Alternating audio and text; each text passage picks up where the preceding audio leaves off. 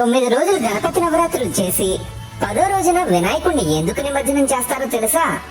తాను చెబుతూ ఉంటే మహాభారతాన్ని రాయమని వ్యాసుడు గణపతిని ప్రార్థించాడు. గణపతి అందుకు అంగీకరించి, నేను రాయడం ఆపకూడదు కాబట్టి నువ్వు ఆగకుండా చెప్పాలి అని షరతు విధించాడు. వ్యాసుడు అందుకు అంగీకరించి, నేను చెప్పేది మీరు అర్థం చేసుకోకుండా రాయకూడదు అని షరతు విధించాడు. గణేశుడు అందుకు ఒప్పుకోవడంతో వ్యాసుడు చెప్పడం మొదలు పెట్టాడు. గణపతి రాస్తూనే ఉన్నాడు. అలా రాసేప్పుడు లేఖిని విరిగిపోతే వినాయకుడు తన దంతాన్ని విరిచి దాంతో రాయడం మొదలు పెట్టాడు. ఇంకో 10 రోజుల్లో భారతం రాయడం పూర్తవుతుంది అనగా విశ్రాంతి లేకుండా రాయడం వల్ల వినాయకుడి ఒళ్ళు విపరీతంగా వేడెక్కి ఆయన ఒంటి నుండి పొగలు రావడం మొదలైంది.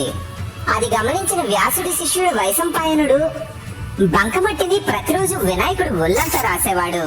అలా 9 రోజులు గడిచాక 10వ రోజు మహాభారతం రాయడం పూర్తవగానే ఆ 9 రోజులు గణపతి ఒంటికి పూసిన బంకమట్టిని వైశంపాయనుడు నీటితో కడిగాడు. అలా అప్పటి నుండి గణపతి నవరాత్రులు చేయడం ఆనవాయితీగా మారింది. వ్యాసుడు చెబుతూ ఉంటే వినాయకుడు 3 సంవత్సరాల పాటు విశ్రాంతి లేకుండా మహాభారతాన్ని రాశాడు.